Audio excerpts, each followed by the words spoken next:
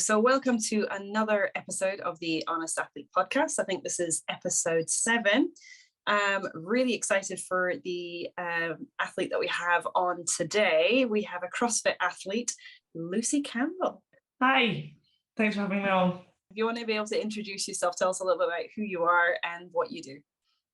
So I'm Lucy, obviously. I have been doing CrossFit for 5 years, almost 5 years. And last summer I was the second ever British female athlete to qualify for the CrossFit Games in the elite category. Before that, I was a swimmer. I was part of the GB Junior Open Water team, part of the Junior Scottish team, and I broke a couple of the Scottish Junior records as well. So it's really nice to hear that you come from a bit of a swimming background, a very successful one as well, with your junior career particularly. And just before we carry on, thanks for coming on. I said to you before we even started recording this that you posted about us on Instagram, that you were listening to it during a session where you were lifting something that I was like, yeah, there's no way I could do that. That is incredible. So thank you for sharing that. I had some very excited friends that you shared. That's really cool. Now you've touched on very briefly there, you were a swimmer. Tell us a little bit more about that. How did you get into swimming? Did you come from a swimming family? Were you the pioneer of your family to do that? Yeah, I guess we're a bit of a swimming family. My parents live like by the river, so we all learned to swim from really young, just as a safety thing first. And then obviously just started going a little bit more, got involved in the club setup at Windsor, and so both of my 2 older sisters were already in there, so I just kind of filtered through the program. But I was a gymnast, like mainly when I was younger, and then when I was 12, I quit gymnastics and focused on swimming.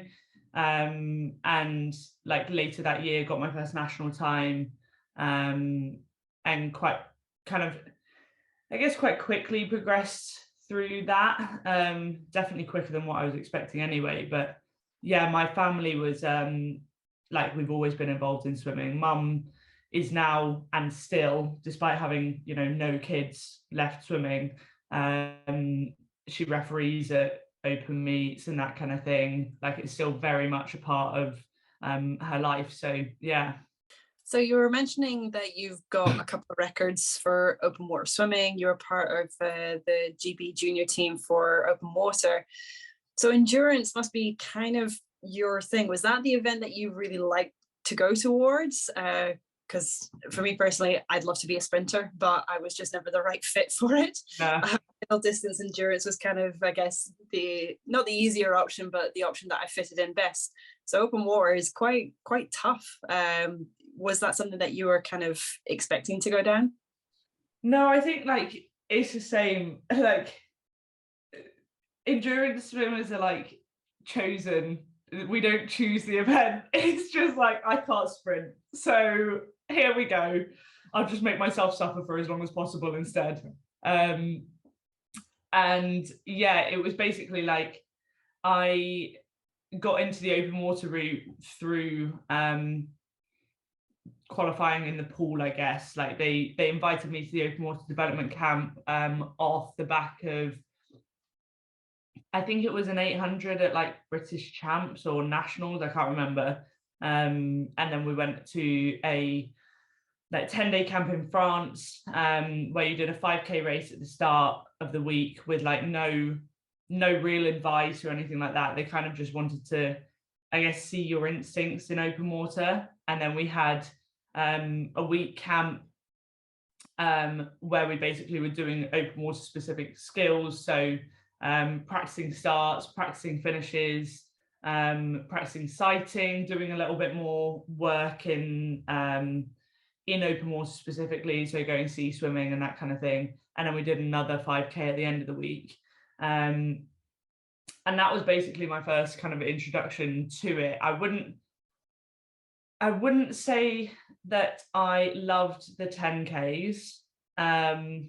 I like the first one where I was blissfully naive about what was about to happen, and then the rest of them, you'd get to that halfway point and you'd be like, been swimming for an hour, got another hour to go. Oh yeah. Like, whilst also getting battered around the head and like, you know, nearly drowning at the start and stuff like that. Like it's completely different to pool swimming. Like there's a whole, because it's not a closed skill. So obviously in the pool swimming, what anyone else is doing can't really affect you. Whereas in open water, it's like everyone can affect you unless you're in a specific, unless you get your position in the pack completely right. And even then, you're still depending on other people to get your position in the pack completely right. So it's like, it's a really, really hard task, because not like no one race is the same, no two races are the same, which keeps it interesting, but you can't forget the fact that you are just swimming flat out for 2 hours. So just a very small question before I ask the next question. What is the perfect position in the pack, in your opinion? It really depends on the kind of swimmer that you are. Like, okay. Because if you're in the middle of the pack, you obviously get a lot of the benefit of the drafting, but you're getting hit around the head constantly and stuff like that. So it's like, that's good in a drafting sense, but not good in like getting hit around the head for 2 hours sense. If you're at the front of the pack, you're out of trouble, but at the same time you're doing more of the work because you don't have anyone to draft off. If you're at the back of the pack, you're also out of trouble, but it's harder to see when people are making moves at the front. So it's like there's no perfect one position, but depending on the kind of like your personal skills in open water. So if you know that you've got a good kick, for instance, and you can chill at the back of the pack, but then when you see, if you hopefully see the front lot go, you know that you can come round and go, then you know that's a good position for you to be in. But if you're one of those athletes where like you don't have the kick at the end, because the pace really picks up at the end. So if you don't have the kick at the end, you need to know that there's going to come a certain point in the time in the race where you need to be at the front and you need to be gradually trying to push a race for the whole of the last like 2.5K lap. So it's like, so that you kind of take the kick out of the other athletes. So it's so tactical, and that's the thing that's quite interesting about it. It is really, really tactical, but it does just completely depend. Obviously, ideally, you could do all of those things. Like, you're just smart enough to know which situation is happening, what the athletes around you are, and so you're going to tailor your race to be able to do whatever you need to do. But that's not the reality a lot of the time. So I do remember, I think Kerry-Ann doing at the World Champs the 10K, and I think winning from the front, and she led the whole way, and I thought she's done a lot of work there. That's a tough way of doing it, but it obviously worked for her, so I was intrigued. Hannah, have you ever done open water race, just out of curiosity? I did a Great North Swim in Loch Lomond once, and completely How did that go? Oh, well, it was straight off the back of having a 2-week break. Nice. Thought, oh, it's only 1,500 meters, it'll be fine. Love the start, love the kind of argy-bargy of just, you know, fighting for your position. And my sighting is terrible. Every time I would like look forward, you look for like the bright orange buoy and all that. Like, right, it's there. Right, head down, back up. Yep, it's there. Head down, back up. Oh wait, it's over here. I completely gone 90 degrees in the wrong direction. Like, my sense of direction is terrible. Brilliant. I love that. I love that. So my next question, Lucy, was, before we move on to the next part of your obviously sporting career, what was your best race during your swimming time, like, or your proudest moment, like that kind of stuff? And then alternatively, what was a bit of a stinker where you were like, oh no, that didn't go very well? So my best race was probably, there was an 800 and it was at UK School Games. And I only ever went to UK school games once. And were you, probably you, Lauren, were you around when Christina Neves was really, That really... name rings a bell. Where did you do, which UK school games was it? Where was it? It was in London. It was 2012, or yeah, I think it must have been 2012. I think that might be the year I just missed. I didn't go. I went Yeah. to three, but I don't think I did one in London. So but Christina was like there's that like golden child of age group swimming where she was like winning everything. She would be in every event at nationals, absolutely smash it. She was always like the one to beat.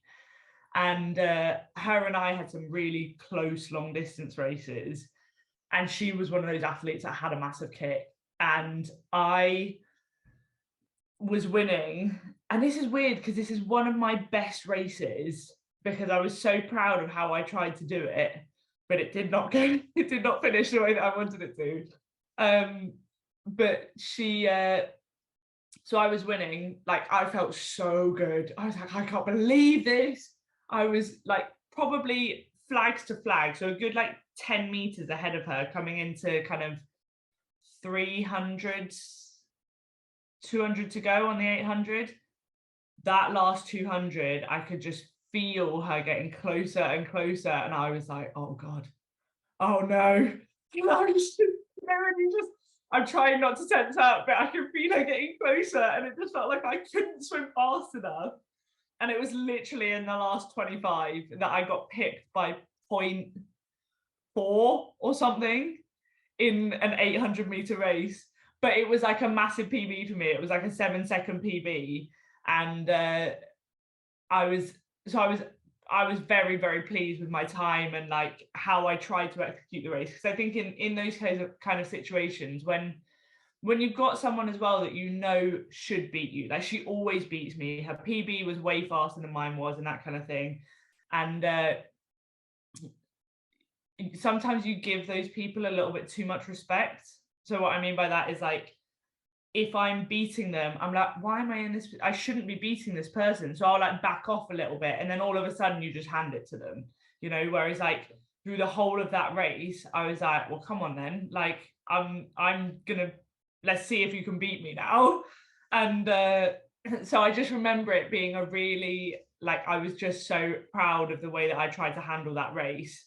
And the end result for me, like, no, I didn't win, I came second, but that was a massive PB for me. And so I couldn't really ask for much more than that. Like, I'd done everything that I could. So that was actually one of my favorite races. And then I think one of the worst races I had, it was like proper heartbreaking. Or there was two of them, and they're both open water, and it just shows like the unpredictability of open water. So there was my second year at European Juniors for open water. They had the boys and the girls race going at the same time, but they set the boys race off after the girls had done one lap. So if you imagine, we've just passed the start, we're coming up, it's like a 4-lap race, I think, and then they set the boys off, and then in our third lap, in the second lap of their event, they start to overtake us as a pack, but they basically just swim straight through the middle of us. And I was leading with one of my other friends from GB at the time. So we were like leading the pack, and I felt so strong. I was like, I'm in a good position, we are out of trouble, like I'm drafting off Lauren a little bit, so we're being able to push each other. And then when these boys came through, basically a breakaway pack came off, and the girls used the boys to try and create a breakaway pack. And so I ended up coming, I think, 5th or 6th, which was like, you know, it's good, but I really thought that I could have podiumed that year. And then what made it worse was the fact that the next day the younger age group were going, and they set the boys off first, so they didn't overtake the girls.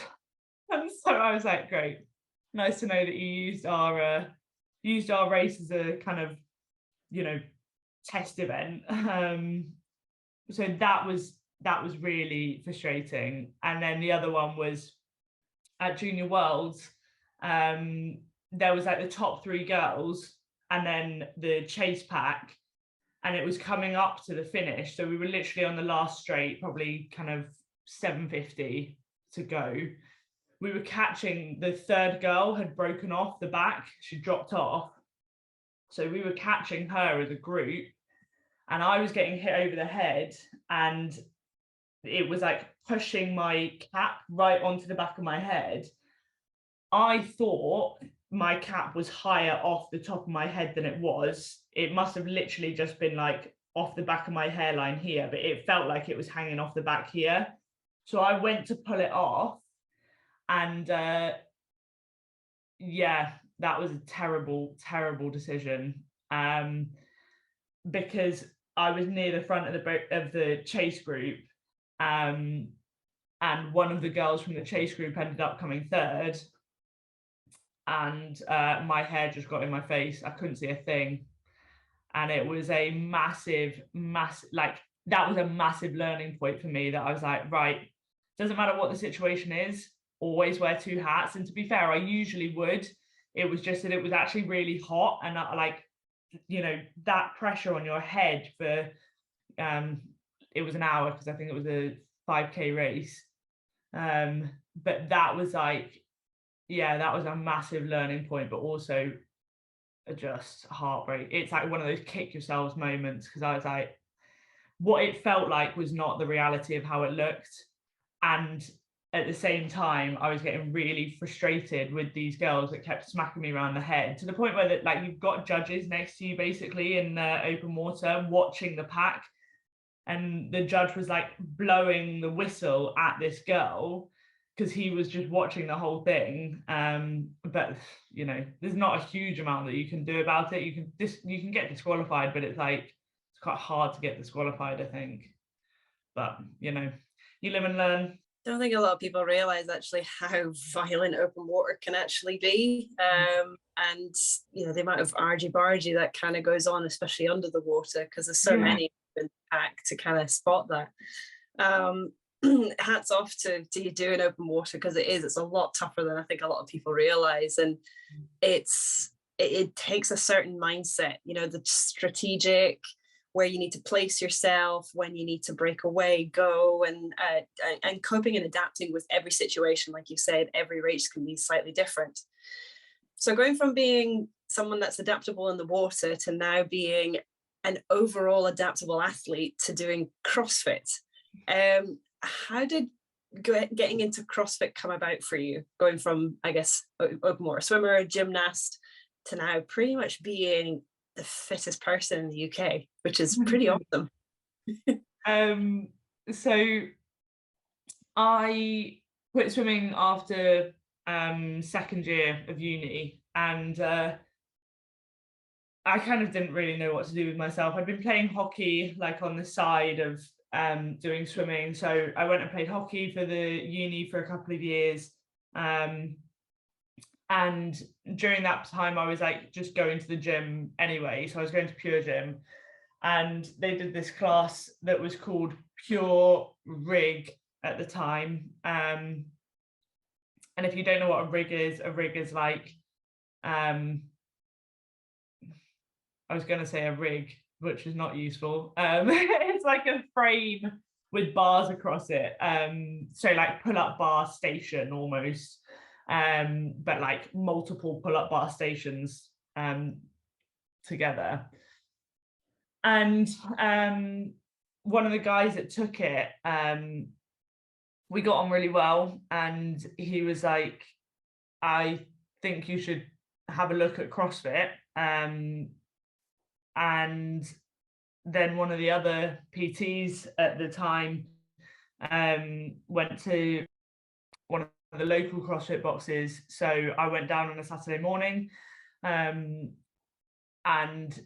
I remember being absolutely terrified. Like, I was so nervous because it was the first time that I'd like ever done something in my adult life that I'd never done before, like that I was going on my own. I didn't really know anyone that I was going. I had no idea what I was like getting into really. And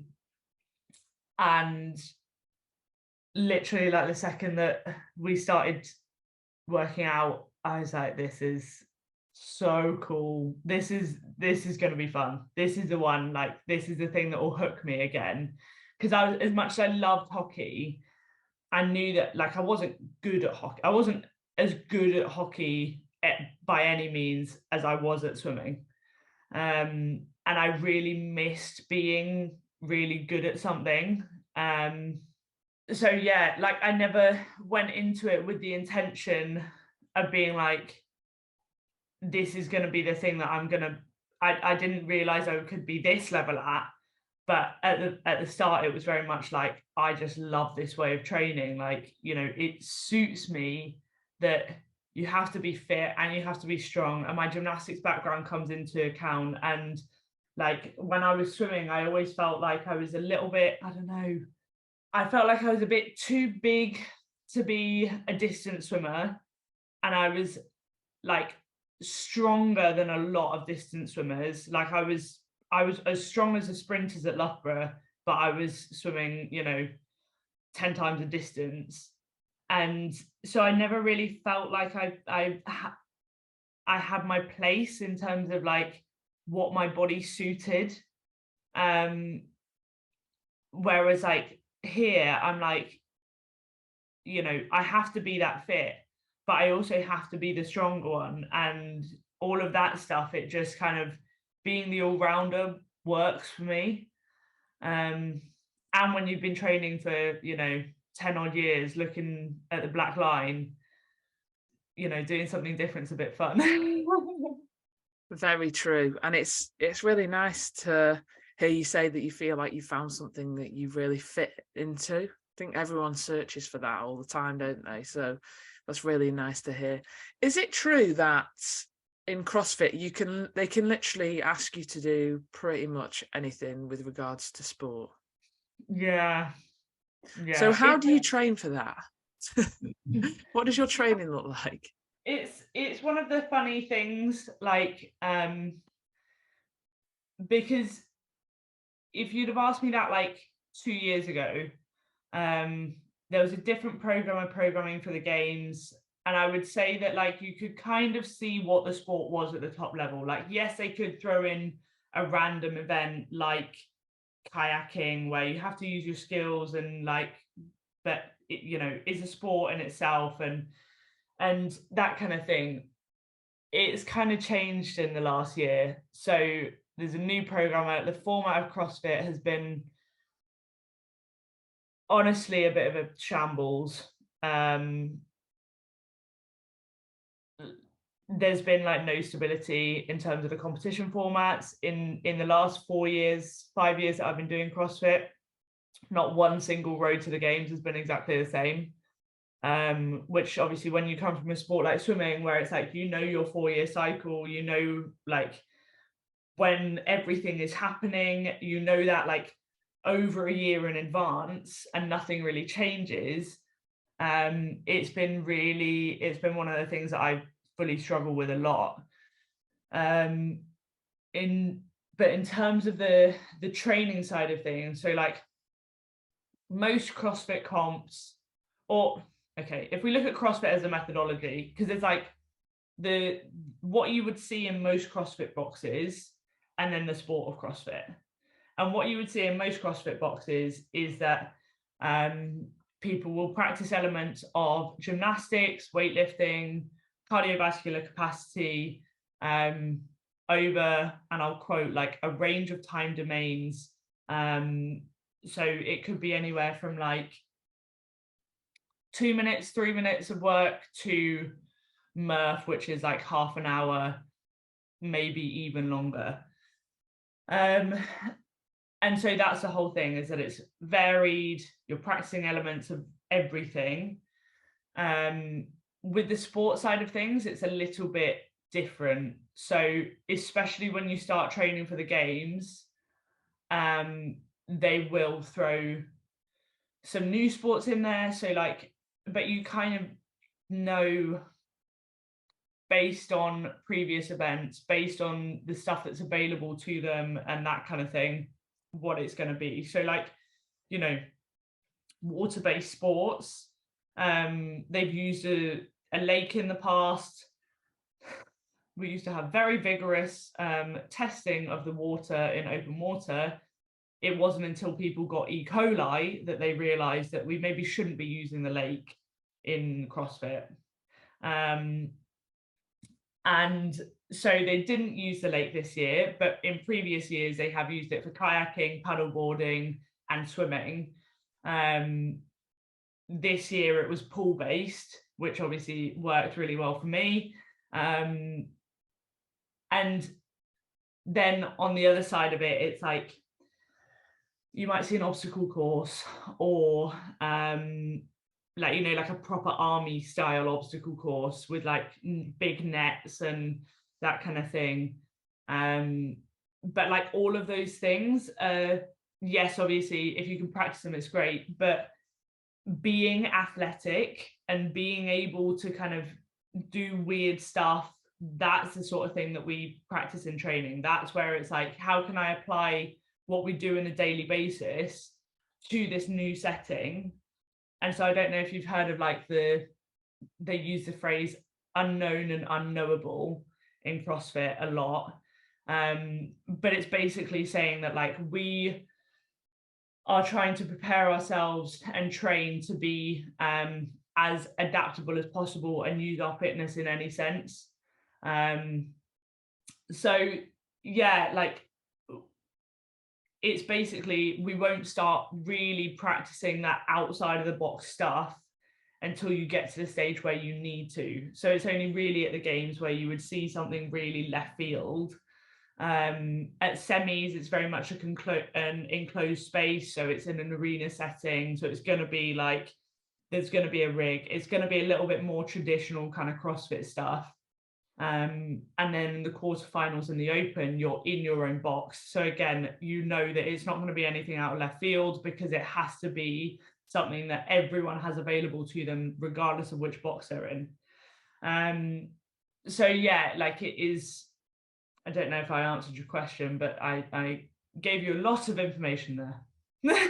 That's the thing about it, because it's so fascinating to watch, especially when you see like a lot of the documentaries that they put out there. But it also sometimes gets a bit of a bad rep in that a lot of people get injured because it's too much and maybe they're not getting the right coaching behind it. So kind of taking your sort of going back to when you first started getting into it, what was a day in the life of being a CrossFit athlete like what would you have to do with regards to preparing for training? What training was like how did a typical day look like for you? Wait, sorry, at the start of my career or now? Yeah, sorry, start of your career compared to what it looks like now. I probably should have finished the question up there. Sorry. I'll just quickly go back to that injury point though, because they've actually started doing studies on this, and if you look at the amount of hours that people spend training for CrossFit, it's no different in terms of injury risk compared to what you would see in any other sport, really. So I think like that is the caveat. Like, yes, you know, coaching is massively kind of influential in that. But when you look at the amount of time that people spend training for CrossFit, it is very similar. But at the start, it was like I would just fit CrossFit around, you know, I had a job, I was studying for my master's. It was very much just a hobby, like, but I loved it. I would spend like half the day there, and also because of coming from a swimming background, like it wouldn't bother me to train twice a day. Like I would do a session in the morning and then I'd go back and I'd practice loads of stuff. And I think that's why like I progressed so quickly, because I wanted to learn everything, and I would spend the time without a coach, like with a coach there or not, I would spend the time trying to learn the movement. So I'd like finish my session and I'd be like, right, okay, I'm not leaving the gym until I've done 10 unbroken double unders, and so I would just stand there and whip myself constantly until I finished 10 unbroken double unders. And like the marks that I'd walk out of the gym with were atrocious, but like it's that kind of, you know, constant practice that meant that I picked up the skills really quickly. Plus, I think when you come from a gymnastics background, like, you know your body really well, and so I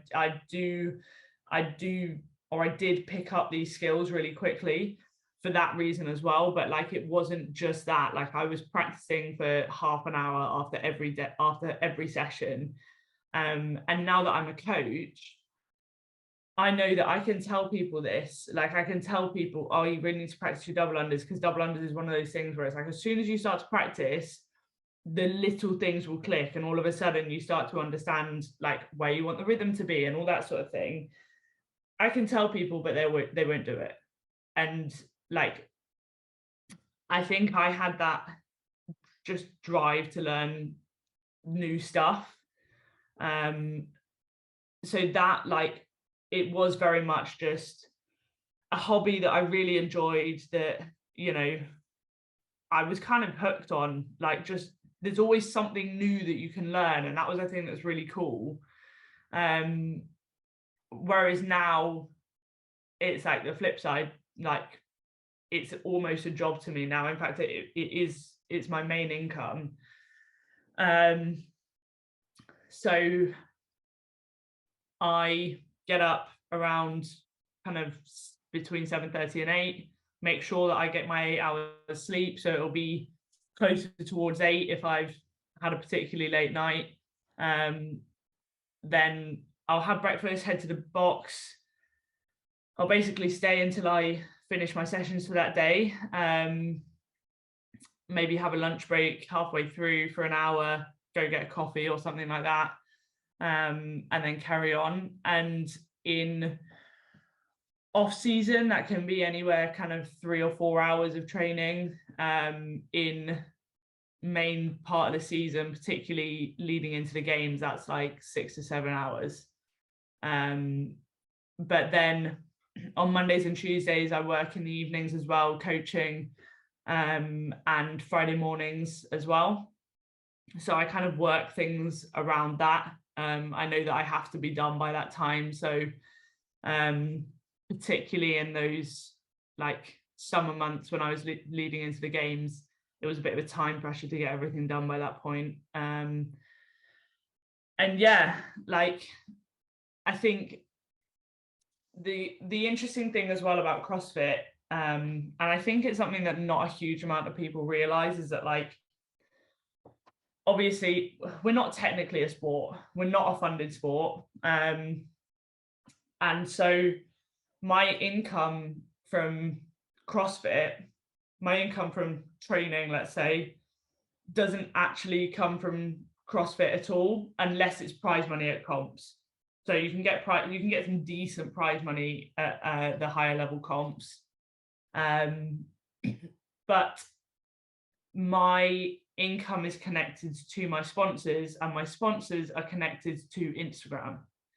So I obviously, like, I'll get the attention of sponsors when I'm competing and that kind of thing, but my sponsors would pay me for X number of posts a week, X number of stories a week or a month.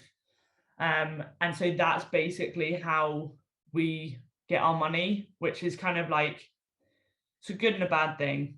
Like, it's nice because there's not necessarily a performance pressure, so to speak, in that they're not like, oh, you have to maintain this position at the games or whatever to keep your sponsorship. But it does mean that, like, you know, if you've got more Instagram followers, you're more likely to be able to ask for more money off sponsors and all that sort of thing. So it's a really interesting dynamic, because I would love for it to be like it, you know, is in British swimming, where it's purely connected to your performance and you just get paid and you can carry on doing what you're doing and that kind of thing. On the flip side of that, having it connected to your performance puts a lot of pressure on your performance, and so sometimes that's not a good thing. So it is a funny one, because it is quite a different setup from what a lot of people realize, I think. Yeah, I mean, I'm the same as Hannah, so I've seen some of the documentaries and stuff like that, and obviously you literally don't see a lot of behind the scenes, but it's a very new sport as well, isn't it? So it's finding its feet. It's a little bit like triathlon. Triathlon's not been around that long, so it's building up that momentum, and obviously CrossFit's a lot younger than that. So hopefully it's going in the right direction. But I'm sure that's something you know, and we will all find out over time. You keep referencing the games. Could you please tell us, is that's the pinnacle of the CrossFit? Yeah, the world champs. Yes. So the games is like a huge event, which I'm sure everybody wants to get to. How do you qualify for the games?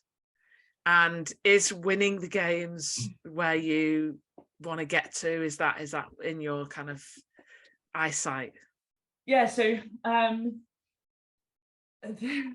kind of referenced it earlier, but it depends on which season you're talking about as to how you qualify for the games. And this is the thing that makes it so confusing for like spectators or wannabe spectators or wannabe fans of the sport, because it's like the last 4 years it's changed every time.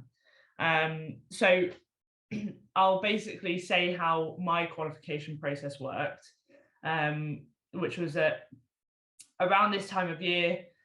You have what's called the Open. So the Open is essentially a worldwide, very community-based fitness event where CrossFit will release a workout on Thursday.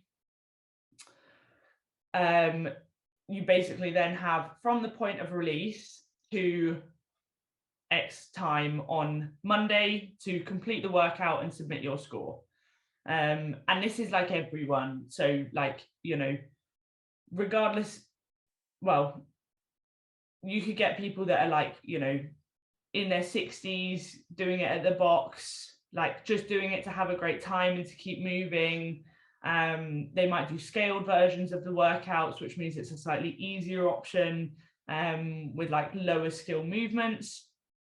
And they just do like purely do it to like just be part of the Open.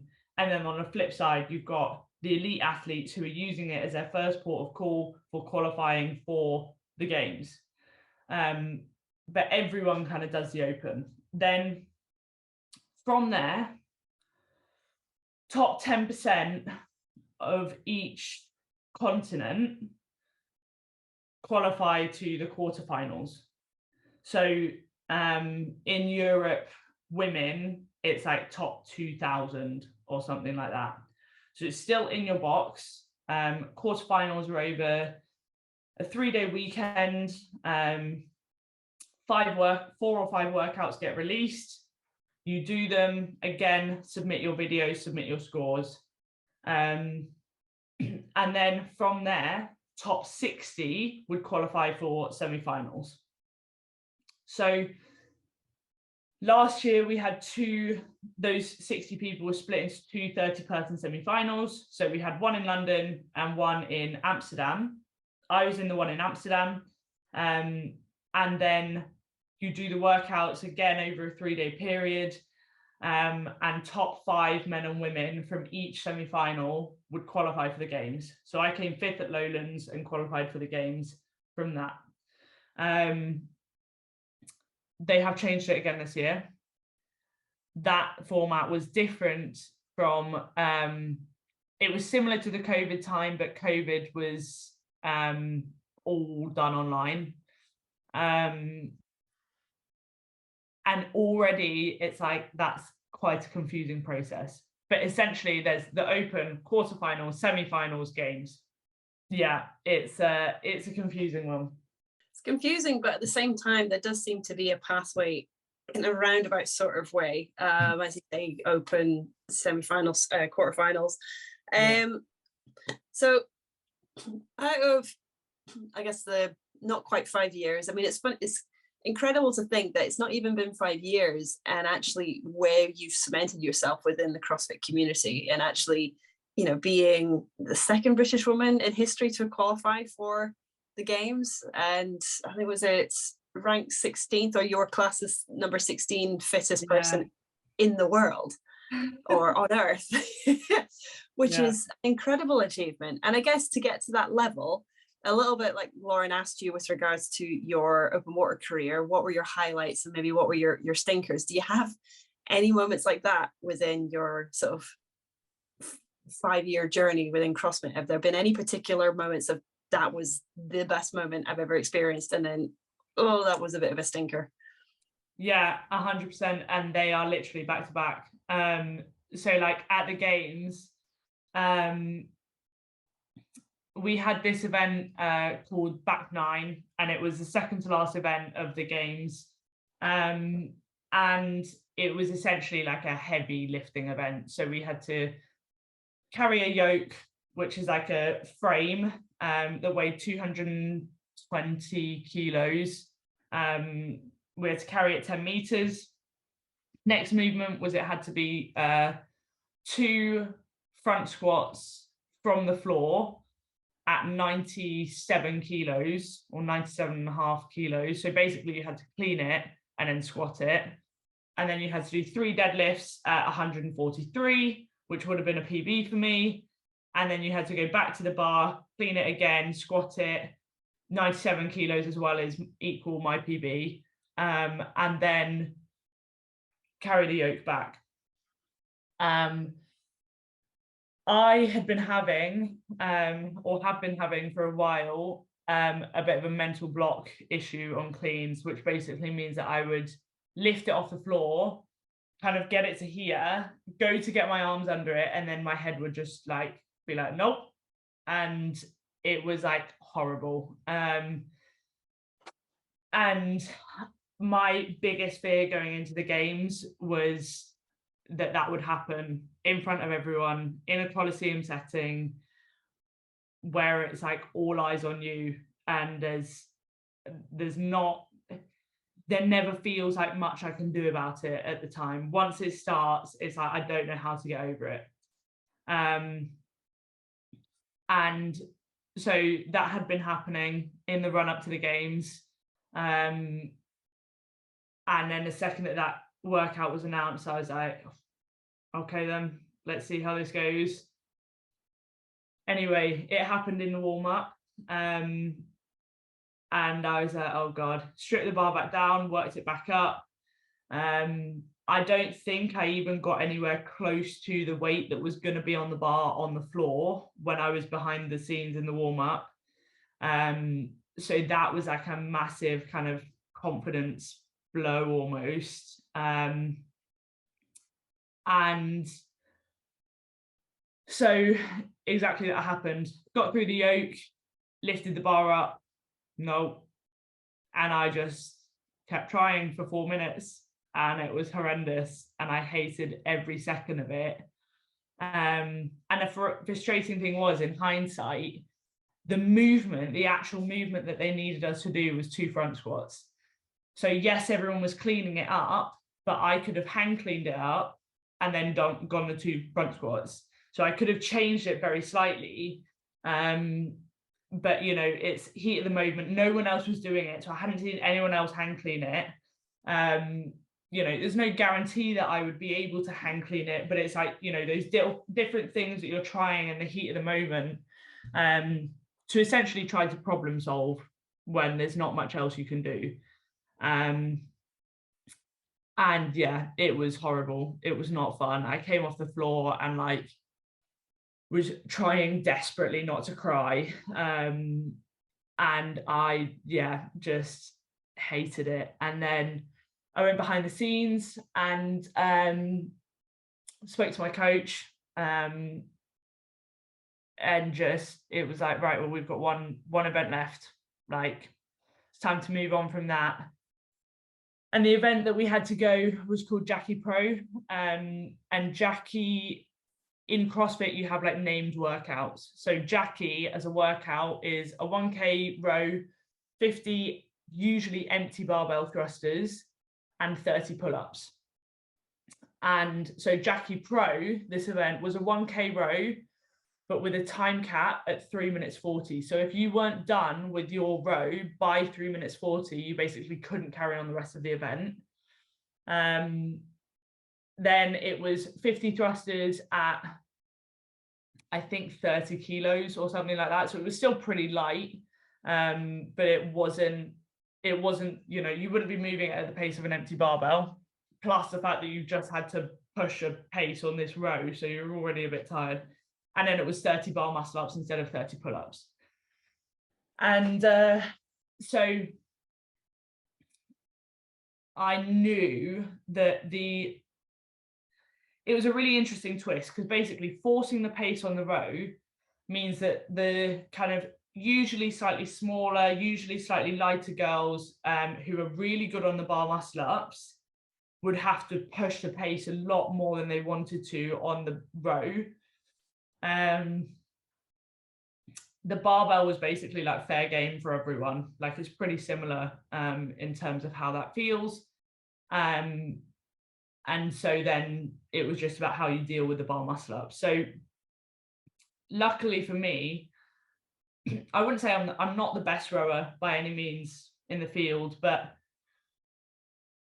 I'm fit enough that, and I'm big enough in the field that pace I can push and hold.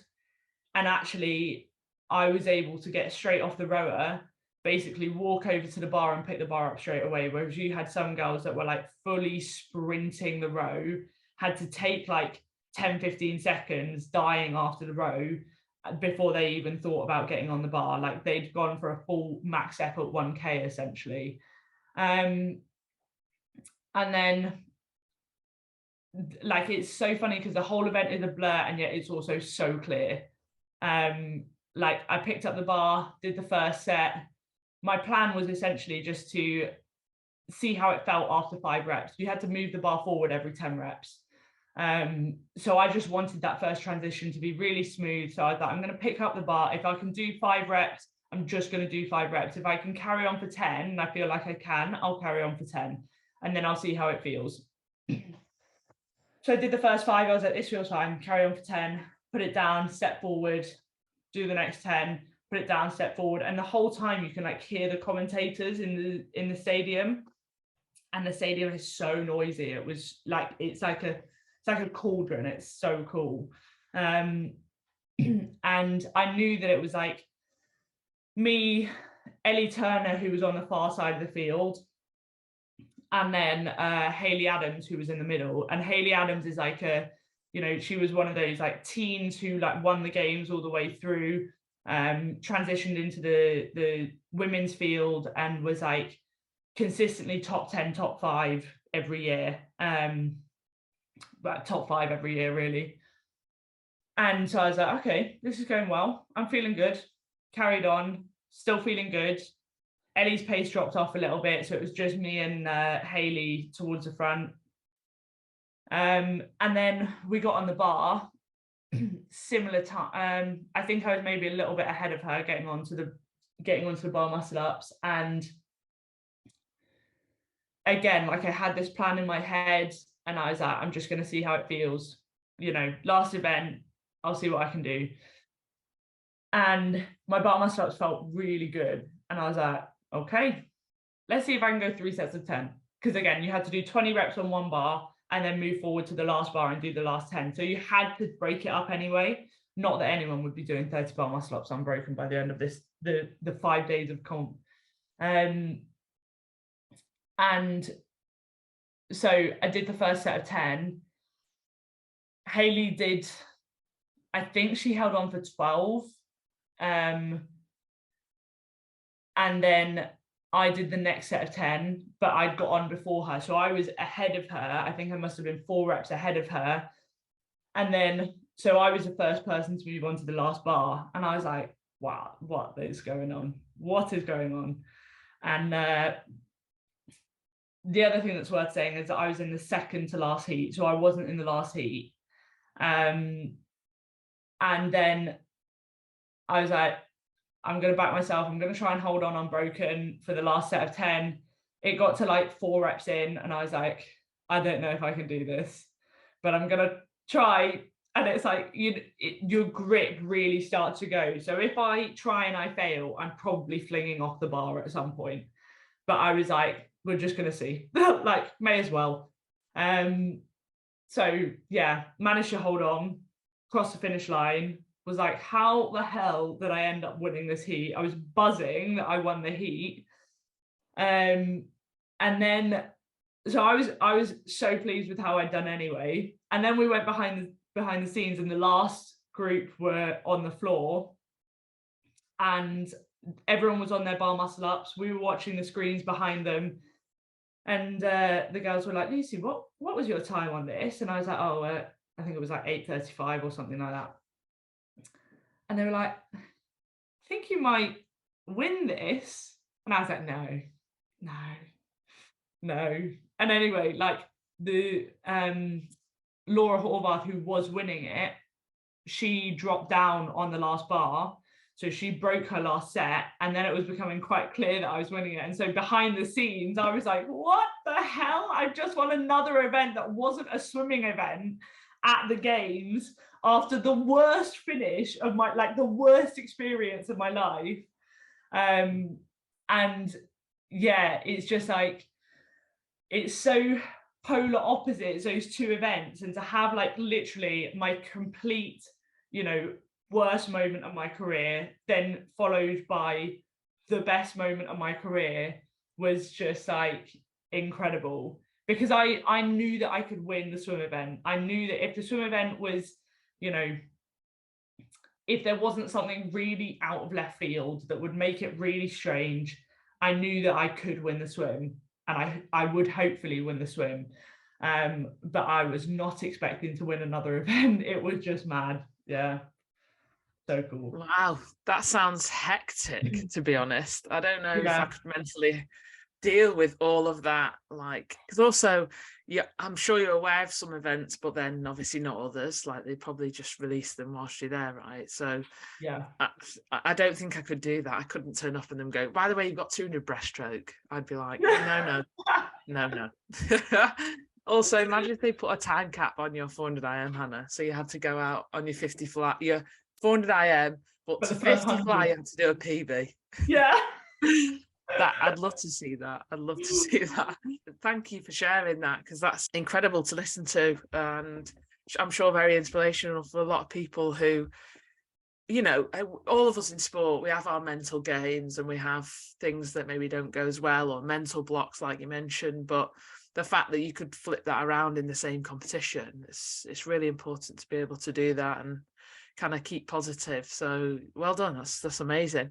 The final question we like to ask our athletes on the podcast is, what advice would you give to any, I don't know, younger athletes, or I suppose not any age really, who want to get into CrossFit? Because I've seen it from afar, and I think the atmosphere is normally very positive and encouraging and stuff like that. So I've seen there's some really good things from joining that community. But what would your advice be for anyone who's thinking about it?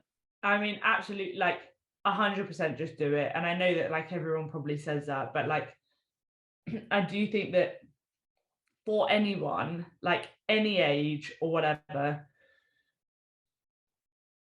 what you see on the documentaries is obviously great, but that is one side of CrossFit. That is not what goes on in 99% of CrossFit boxes. And I think like what does happen in CrossFit boxes is really special. Like, you know, it's such a range of people, range of backgrounds, range of ages, that you don't know until you step into the box for the first time. And so that's the thing, like, I know that taking that first step is really, really hard, but like once you see it for yourself and you see that actually the scary movements that we do as elite athletes, you don't need to do. You might not be doing it. If you can do it, that's great, but like, you don't need to do it. There will be a version of it that means that you still feel like you're part of the group, you still feel like you're joining in, more people will be doing those versions than what you realize. I think everyone thinks that like you're going to step in and most people are doing, you know, butterfly pull-ups, ring muscle ups, like all the high skill movements. That's not the reality of what happens in most CrossFit boxes. Like the people that are able to do that are the minority. And I think that's something that's like really important to emphasize, because I know that CrossFit can be intimidating and it definitely does look intimidating from the outside, but like it's not, you know, those like functional fitness style boot camp type places that a lot of people go to that are really, really popular are probably doing modified versions of CrossFit. They are like, that's the reality. If you're doing devil press, if you know what a devil press is, if you know what a thruster is, if you know what, I don't know, a toes to rings is and things like that, you're doing a modified version of CrossFit. So like, I think that's the thing. People get scared by the CrossFit name and actually don't realize a lot of the time, the thing that you're scared by is kind of the thing that you're doing anyway. So I think that would be my first thing. And my second thing would be for the people that like do go into these kind of things with like the ambition of being really good, or, you know, having the goal of going to the games one day, that's great. And obviously, you know, I'd love to see more British athletes at the games, but also just enjoy it. I think that CrossFit's like, there's a funny culture in CrossFit where it's like, you have to be seen to be taking it seriously, or a lot of people want to be seen to be taking it seriously. And there is a lot of people that put a lot of effort into their training and get really, you know, disappointed that they're not improving fast enough, or that they get beaten at comps or anything like that. And I just think they forget why they're actually doing it. Like ultimately you do it because you like it, you're having a good time. Like I love training for CrossFit. I love training. I love getting in the gym, and like being able to compete. It's so cool. But so often, like I'll talk to people and you can see that they're really beating themselves up about the fact that they got beaten by someone in the workout and stuff like that. All of that is like, it's so comparative, and that's not why we do it. Or at least I hope that's not why you do it. That shouldn't be why you do it. And if it is, like, you need to ask yourself if that's a good reason for doing it. Because I think it always has to come back down to you and like why you do it. For me, I train and I compete because I love it. Like that's the first and foremost reason. But I also really want to see how good I can be. And that's not how good I can be in terms of like in comparison to everyone else. That's like, I want to see how strong I can get. And I want to see how fit I can be and how good I can become at gymnastics and all that sort of stuff and the cool skills that I can learn. And if that means that one day I'm top 5 at the games, or one day I'm on the podium at the games, or the top of the podium at the games, then that's incredible. But if I'm only ever thinking about that, especially in a sport like CrossFit where they can throw literally anything at you, you know, I'm never really going to be satisfied. So I think that's like, that would probably be the biggest thing. Like, just remember your reasons why, and always try and anchor it back to yourself and not having that comparison with other people. Love that. Such Go on, an Hannah. important message, that. Absolutely. I love that. Great answer. Just wow. Yeah, brilliant. Lucy, where can everyone find you on social media? Do you have a particular handle? Yeah, I'm at Lucy Campbell 5 on Instagram. I don't really have anything else. I haven't brought up TikTok yet. I don't need anything else to make me spend more time on my phone. No, that's true. That's true. I just want to say thanks for your time. Honestly, it's been wonderful to hear about your journey and something a bit different. We've not had CrossFit, a CrossFit athlete on before, especially someone who comes from swimming. Swimming's the best. Well, second to CrossFit probably for you, but no, we really appreciate it, and it's just a very inspirational story. And also, I'm really excited to see where you go with it. it's really nice to have spoken to you, because we can kind of follow you now, knowing you a little bit more, which is really nice. So yeah, thank you for your time. Hannah?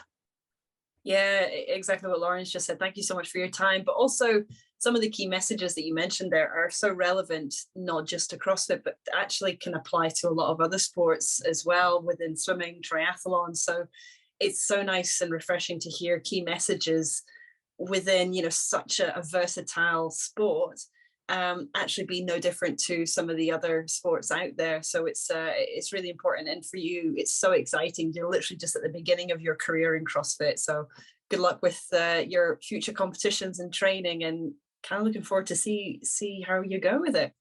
Yeah, thank you. You're welcome. And yeah, good luck for everything going forwards. Thank you to everyone that's listened to the episode. We really appreciate it, as always. And we're sure that you have enjoyed listening to Lucy's story. We will see you next week for another episode.